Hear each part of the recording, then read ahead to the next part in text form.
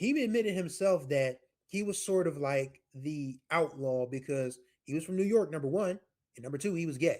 So he knew that a lot of those DJs that wanted his spot were going to use homophobia to kind of get his spot. But they couldn't get his spot because he was Frankie Knuckles.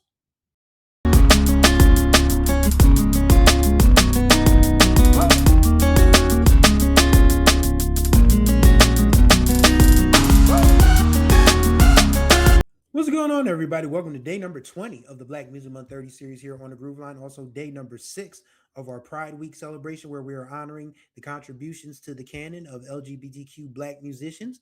I'm your boy, Chris Stevens, the host. Hopefully, you all are doing well out there. It's Saturday. Friday, we were in New York partying. Today, we are going to Chicago, but we have a related artist. We're talking about the late, great Mr. Frankie Knuckles, who was born January 18th, 1955 in New York City, died March 31st, 2014 in Chicago from diabetes complications. And this is the man who is identified as the godfather of house music. And house music is a Chicago institution. Make no mistake about it. And the reason it's called house because Frankie was a DJ at the club called the Warehouse. And the sets that he would play, and people started making copies of tapes of his sets, and those would become house music tapes. And that's where house got started. There are more people more clued in, but just to give you some backstory, Frankie was close friends as a teenager with Larry Levan. They were openly gay teens in early 1970s New York City, which lets you know that they marched to the beat of their own drum pretty early. Like I said on the Larry Levan episode, they were active in the ballroom scene. They both did residencies at a place called the Continental Baths, which is where all the well, we'll say upper crust gay men used to go kick it at. And Larry was first the resident there. Then he went to go start the Paradise Garage. And then Frankie was the resident DJ at the Continental Baths until it closed in 1976. And they had a mutual friend named Robert Williams, who was like I guess you would call him sort of like a social worker, because I'll never forget the house music episode where he said Frankie and Larry were going to tell on him that he was dancing at a gay club called the Tamberland or whatever. And he's like, well, let's talk about this, because I think he probably didn't want people to know he was, gay. I mean, it was the early 70s in New York City, you know, but yes. So Robert Williams was running this place called the Warehouse, and he said, Frankie, will you come run it? And Frankie himself said, I didn't want to, go into a dead end situation, but he said, did I have anything time in New York? No. So I went. He said, he said he's going to give himself 5 years. If he didn't make it in Chicago, he would just go back to New York. As it turned out, he made it in Chicago. He started mixing a whole lot of old Philly soul records, with different break beats and things. And then in the early 80s, he started messing with drum machines and different things to really extend his sets. And that's how, house music really came to be, because a lot of those folks started, you know, borrowing some of that formula. And it's so funny because there's a part on the House Unsung where they're talking about Jamie Principal's Baby Wants to Ride, and Jesse Saunders, who is also credited with using drum machines for Chicago house music, Jesse says, there's a part on there that says, Jesse, I hate thieves. And the way Jesse just kind of looks at the camera and looks at the interviewer like like Frankie was throwing shots at me or whatever. But yeah, I mean, house music is just one of those things. Like, I didn't get a chance to talk about this with Marcus Chapman because there's an interesting, if you have, again, the MC 500, aka the coolest music book ever made, aka the MC 500. Please go get both of those books from Marcus Chapman, because I got an advanced copy of the re-edits that he's done, and there are like 4 or 5 mixes from old school disco hits and 70s stuff that house DJs took to another level that Marcus calls the class of 86. And I got to go listen to those, and I got to ask Marcus Chapman about those. I think that might be what when we run the episode back, that might be what we do, just talk about the foundations of house music, because Marcus is from Chicago and he would know better than I would. But Frankie Knuckles just took this whole sound to another level, and everyone started to follow closely behind him. And he admitted himself that he was sort of like the outlaw because he was from New York, number one, and number two, he was gay.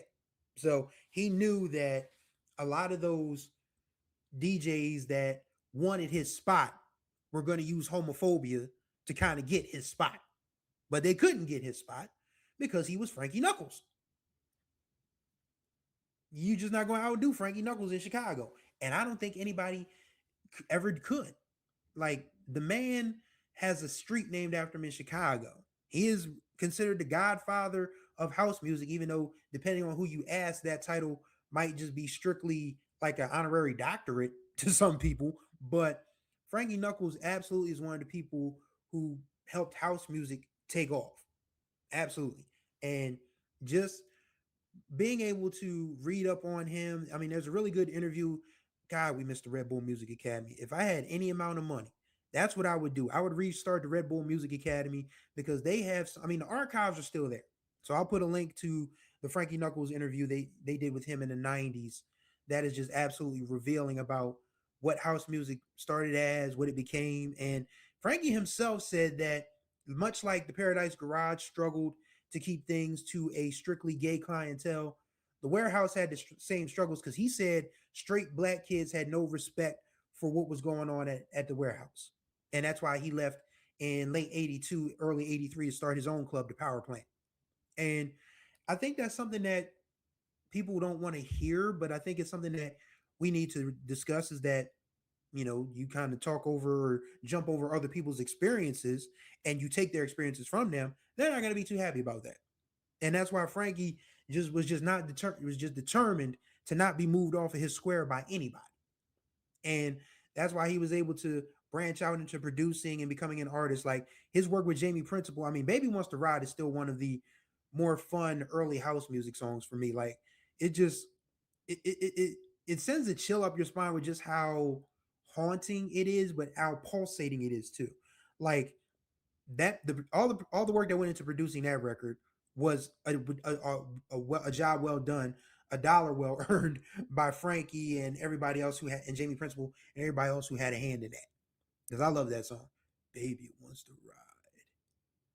So yeah. Anyway, I digress. But yes, Frankie Knuckles was, one of those pioneers. I mean, this was a dude who literally started out running the streets with his friend in New York City, being in the ballroom scene and different things, and then, transitioning into DJing and became one of the pioneers of a particular sound, house music. And just knowing that, I mean, I think we really, as, a community, kind of sort of need to give props where they're due because nothing in this world moves without black people. But in our own communities, we need to understand that a lot of gay culture that a lot of our people seem to loathe is something we is some things that we borrow every day. Like we've all said, "What's the tea?" at some point. We've all said, "Clock that tea." We've all said, "This person ate, that person ate," or all of that. That comes from our LGBTQ homies, man. It does. And we need to, put some respect not only on their names but on their lives. I mean, I hope, and I hate calling it a lifestyle because you can't help who you love or who you're attracted to. Me, I knew I was girl crazy from the very start, but I didn't really get girl crazy until I was like in high school. But I always had crushes on girls going way back, so I knew I was, straight. But there are some people who just grow up knowing that they like certain people. And I think it's fair now that, these folks have a chance to live their lives the way they see fit. And they need to do so to honor the elders who didn't get to do so. Because how many closeted men and women transitioned, and I mean transition as in passing away, without really pursuing the love of the person and the people they were truly attracted to? Just something to think about, man. Could you imagine? Rough stuff. Absolutely rough stuff. But Frankie Knuckles was absolutely a trendsetter, one of the pioneers of house music, definitely an LGBTQ music icon. And we, we honor him today, with this episode just to talk about everything that he was able to do with the Warehouse, with the Power Plant, how, he a New York City guy became a Chicago favorite son and will be remain a Chicago favorite son until the end of time.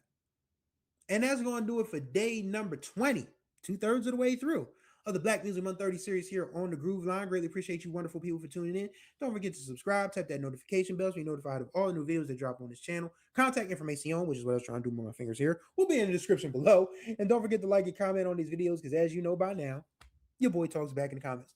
We end our Pride Week and we simultaneously start our Rock Week at the same time. We are going to talk about the legend, Sister Rosetta Tharpe on Sunday. So you'll want to tune in for this one. So thank you guys for riding with me on the Groove Line. And until the next time we ride, may you find the groove or may the groove find you.